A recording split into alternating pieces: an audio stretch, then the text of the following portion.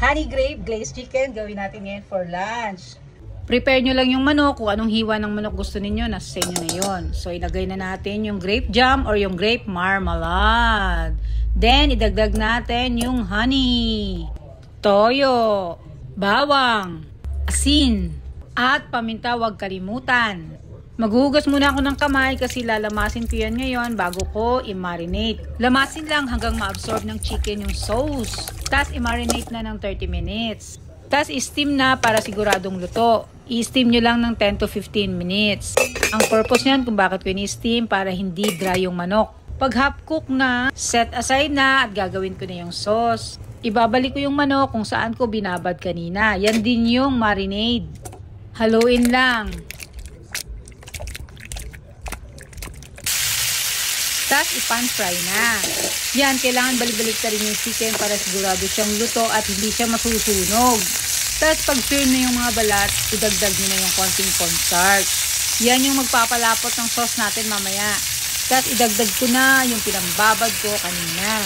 Mga guwaps, slow cooking ito ha, para siguradong luto yung manok. And hindi mabibigla yung manok. Slow cooking para malambot at hindi matigas. Ngayon, gagawa na tayo ng additional sauce. Ito lang din yung timpla kanina.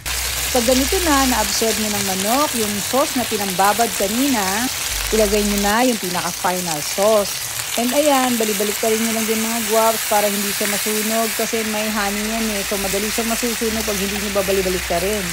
And ito mga guwaps, luto na yan. Iniintay ko lang na mag-thicken yung sauce. So, eto na. Luto na. Yan na. Itong honey grape glazed chicken. Nilagyan ko ng grape jam and honey. Ito na mga guwaps. Ito yung aming lunch. Hinaan nyo na yung apoy para hindi na siya masunog. Antayin na lang natin mo.